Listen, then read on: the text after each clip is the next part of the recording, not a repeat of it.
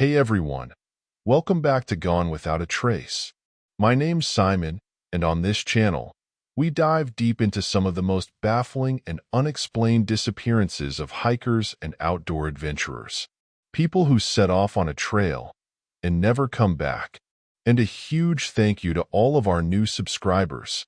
You're the first to join me on this adventure, and it really means a lot to have you here.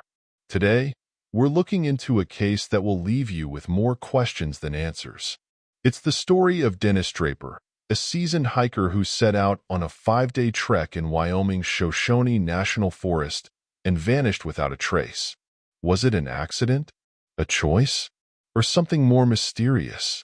Stick with me as we piece together the clues, explore the theories, and try to make sense of what really happened. Let's get into it.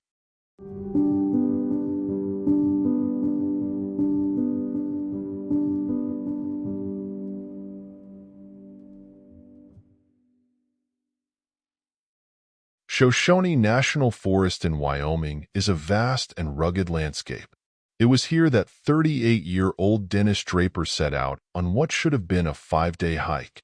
A man seeking adventure, perhaps solitude, but something happened. Something that stopped him from ever returning home.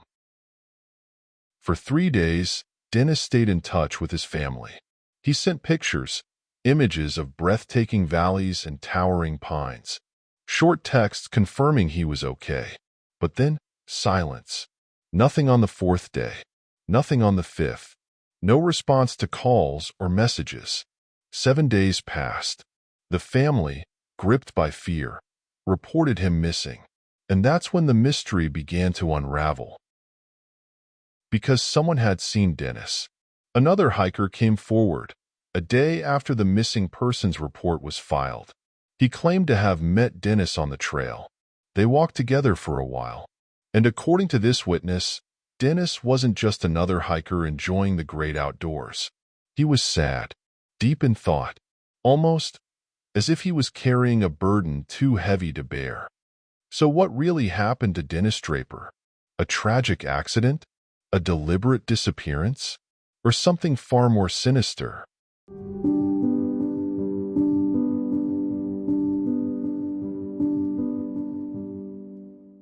Dennis Draper wasn't a reckless man. He was an experienced hiker, someone who understood the wilderness. Born and raised in Montana, he spent his youth exploring trails, learning survival skills, and finding peace in nature. Friends described him as reserved but kind, a man who loved solitude but stayed close to his family. His decision to hike Shoshone National Forest was no surprise. It was a trail he had planned for months, mapping out campsites, checking weather conditions, preparing for the 5-day trek. But what no one could have predicted is that he would never come out of that forest.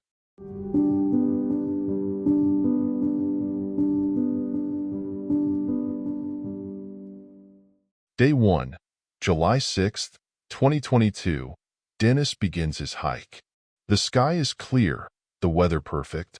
He texts his sister that night. Made it to camp. Beautiful here. Love you guys. Day 2, more messages, more pictures.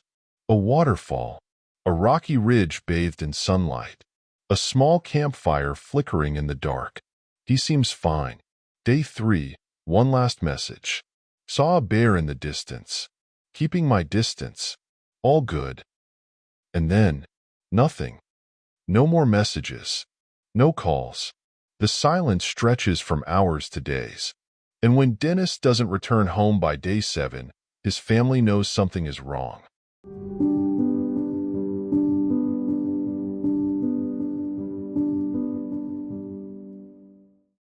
The authorities launch a search effort. Park rangers, volunteers, even helicopters scan the dense wilderness. They find his car, parked at the trailhead, untouched. But no sign of Dennis. No campsite. No gear. It's as if he vanished into thin air. And then a lead. A hiker calls in, says he met Dennis, walked alongside him for a bit, and what he describes is chilling. He mentioned that Dennis wasn't talking a lot. He looked sad, depressed. What was on Dennis's mind? Was he troubled before the hike? Or did something happen in the forest that changed him?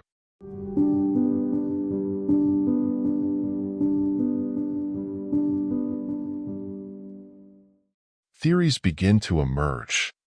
Was Dennis struggling with something personal? Did he choose to disappear?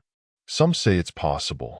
Depression can make people seek solitude, sometimes permanently. Or was there something else? Something darker? The wilderness is vast, home to dangerous animals and treacherous terrain. Could he have fallen? Been attacked? Dennis had mentioned seeing a bear in his last text. Could that encounter have escalated into something deadly? Did he get too close, triggering an attack, one he wouldn't survive? And then, something tangible. A clue.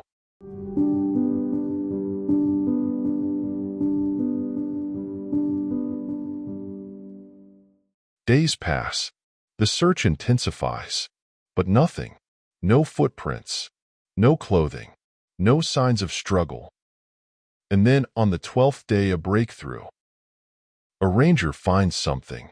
Dennis's hiking gear, abandoned next to a road near Buffalo Bill Reservoir. Inside, they find his phone, his personal belongings. No money, but on his map, a single handwritten word, sorry.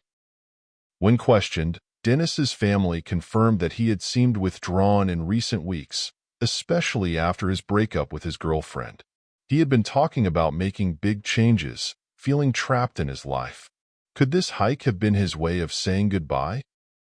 The authorities eventually closed the case, classifying it as a voluntary disappearance.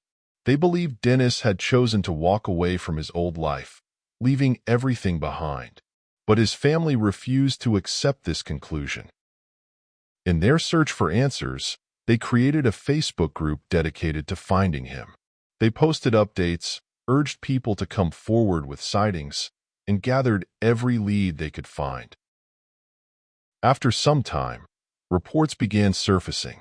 People claimed to have seen Dennis, a man matching his description, in different cities across the country. Some even managed to take blurry photographs of someone who looked like him, at a bus stop in Denver, in a diner in Seattle, even walking along a beach in California. Determined to find answers, Dennis's family hired a private investigator to follow up on the leads. He traveled from city to city, interviewing witnesses, analyzing surveillance footage, and chasing every promising clue. But time and time again, the truth remained elusive. None of the sightings were Dennis. Each lead dissolved into uncertainty, leaving his family with more questions than answers. So, is Dennis Draper still out there, living a new life under a different name? Or did something else happen in those woods?